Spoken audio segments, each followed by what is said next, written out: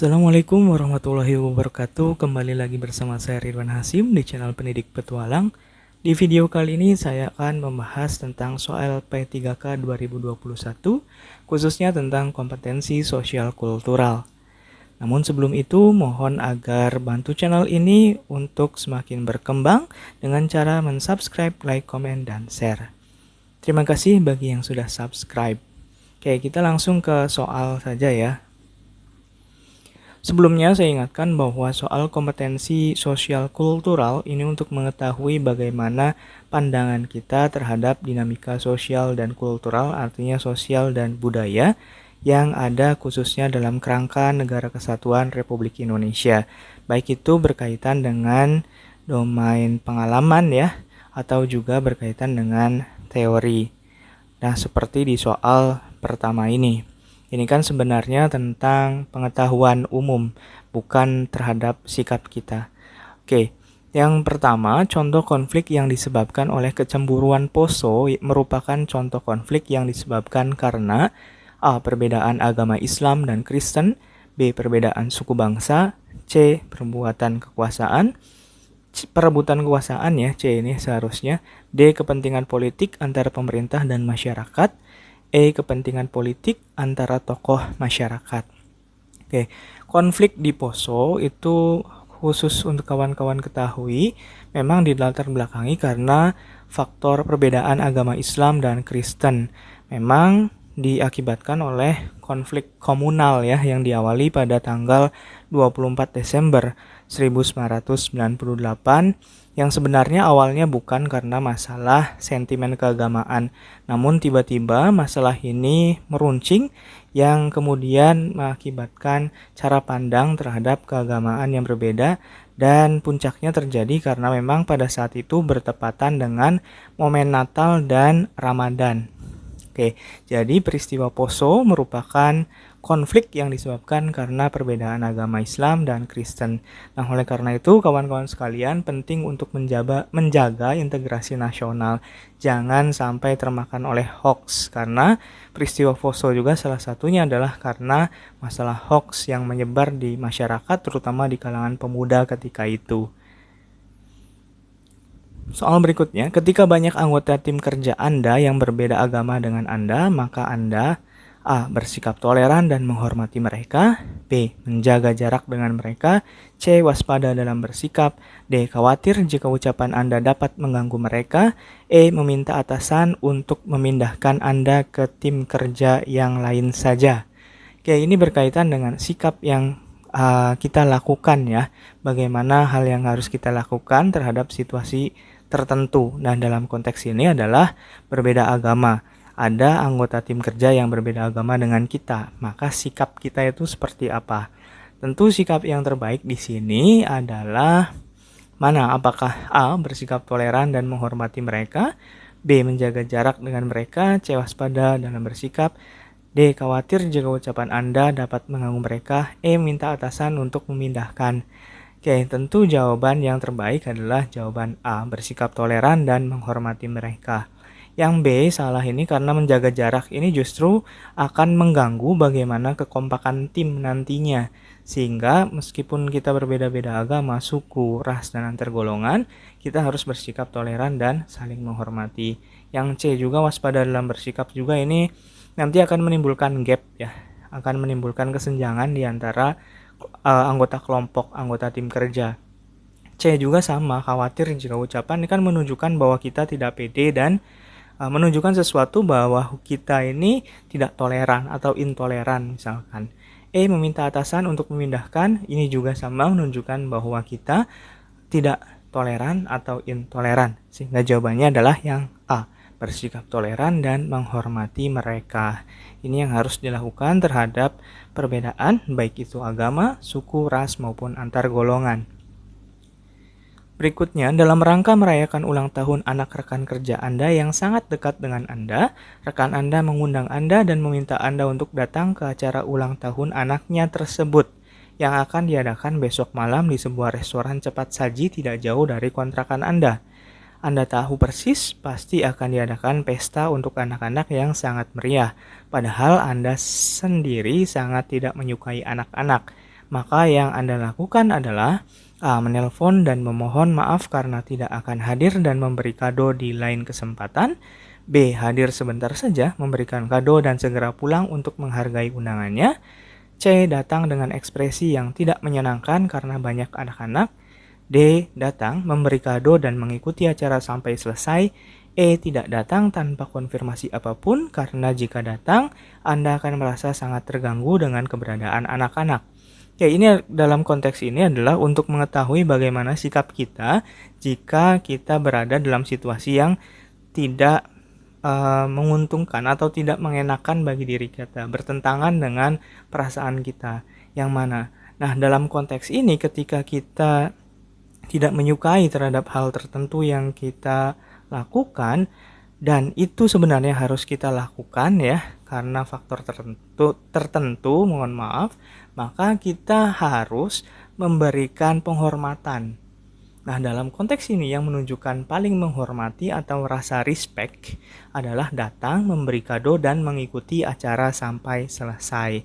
Itu menunjukkan sikap penghormatan atau respect terhadap orang lain. Meskipun di satu sisi memang kita tidak menyukai anak-anak misalkan ya, tapi karena kita sudah mendapatkan undangan dan diminta untuk datang, bahkan anak tersebut sangat dekat dengan kita, maka sikap terbaik tentu adalah dengan menghormatinya. Nah, mana yang menghormati yang terbaik? Tentu jawaban yang D. Datang, memberi kado, dan mengikuti acara sampai selesai.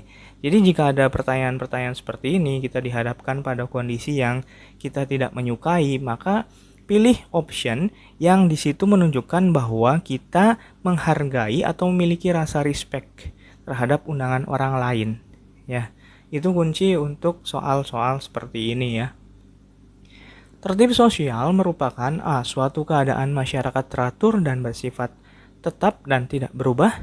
B. Pola perilaku anggota masyarakat dalam interaksi sosial. C. Norma-norma sosial yang tumbuh dan berkembang dalam kehidupan masyarakat. D. Upaya mematuhi dan menerapkan nilai-nilai dan norma yang berlaku. E. Norma-norma sosial yang tumbuh di sebagian masyarakat. Tertib sosial merupakan upaya mematuhi dan menerapkan nilai-nilai dan norma yang berlaku. Itu ya kawan-kawan, silahkan kalau ini memang perlu untuk dicatat, silahkan dicatat. Karena ini bagian dari soal-soal berbasis teori atau pengetahuan umum tentang budaya khususnya dan sosial ya. Yang disebut dengan pembangunan sosial yaitu A. Pembangunan untuk lebih maju, B. Pembangunan suatu negara, C. Pembangunan menyeluruh, D. Pembangunan yang berbudaya, E. Pembangunan sesuai kemampuan. Di sini ada kata pembangunan sosial. Tentu pembangunan sosial adalah pembangunan yang berbudaya. Dalam konteks ini adalah pembangunan yang memiliki nilai-nilai sesuai dengan kearifan lokal suatu wilayah. Atau dalam hal ini adalah sesuai dengan kearifan lokal di negara tertentu atau bisa juga di daerah tertentu ya, karena ini yang dimaksud dengan pembangunan yang berbudaya. Kebudayaan nasional Indonesia berlandaskan pada A. Undang-Undang Nomor 36 Tahun 1999, B. Undang-Undang Nomor 23 Tahun 2002, C. Undang-Undang Nomor NRI tahun 1945, D. Pancasila, E. Ketetapan MPR. Oke, jawabannya adalah Undang-Undang NRI tahun 1945. NRI itu maksudnya Negara Republik Indonesia ya. Ini amandemen keempat. Dan ini termasuk dalam pasal 32, itu tentang kebudayaan nasional. Termasuk dalamnya juga ada yang pasal menyebutkan tentang kebudayaan daerah. Nah, untuk Undang-Undang Nomor 36 Tahun 99 itu tentang telekomunikasi.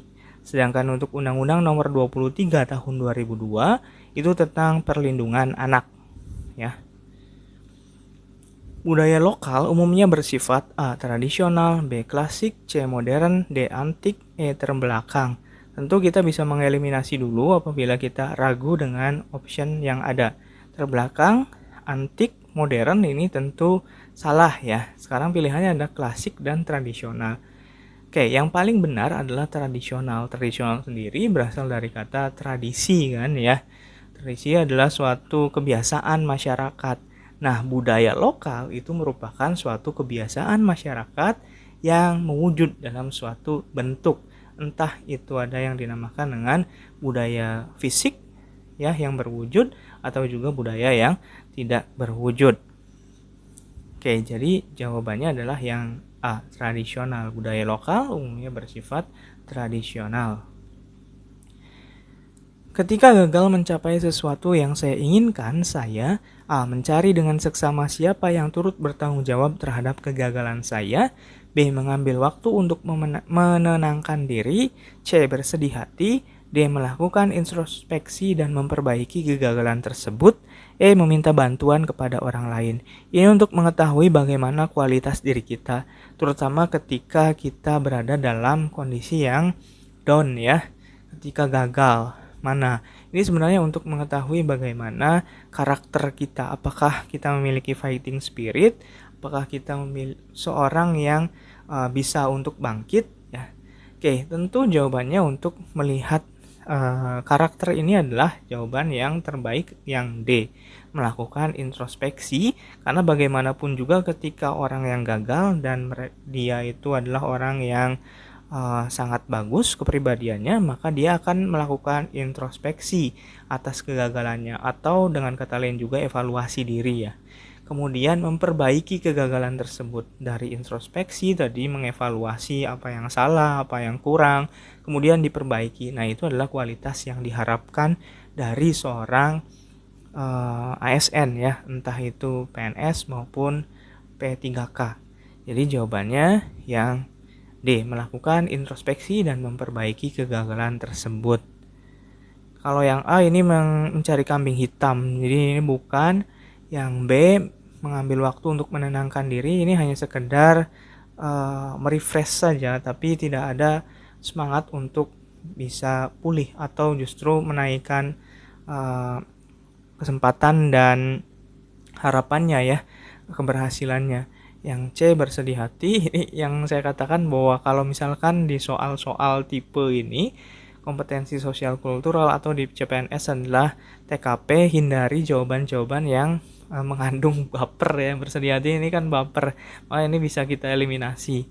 Jadi bukan. Yang E, minta bantuan kepada kepada lebih banyak orang, ini juga kurang bagus ya. Jawabannya tentu yang D. Oke, sekian kawan-kawan yang saya bisa sampaikan di video kali ini. Mohon maaf atas segala kekurangannya. Saya hanya menyampaikan apa yang saya bisa dan ketahui. Dan saya menyampaikan juga Quran Surat Ar-Rahman. Tidak ada alasan kebaikan kecuali kebaikan pula. Jadi, mohon untuk bantu channel ini agar semakin berkembang dengan cara mensubscribe video channel ini dan like setiap tayangan dari video saya ya di channel Pendidik Petualang, agar semakin berkembang dan sama-sama memiliki kualitas. Kawan-kawan memiliki kualitas dari video saya dan saya juga bisa meningkatkan kualitas dari setiap video saya seiring dengan bertambahnya subscriber. Oke, sekian dari saya. Jika kawan-kawan ingin berinteraksi dengan saya, bisa follow IG saya di Ridwan Hashim 25 Instagram ya. Akhir kata, wassalamualaikum warahmatullahi wabarakatuh.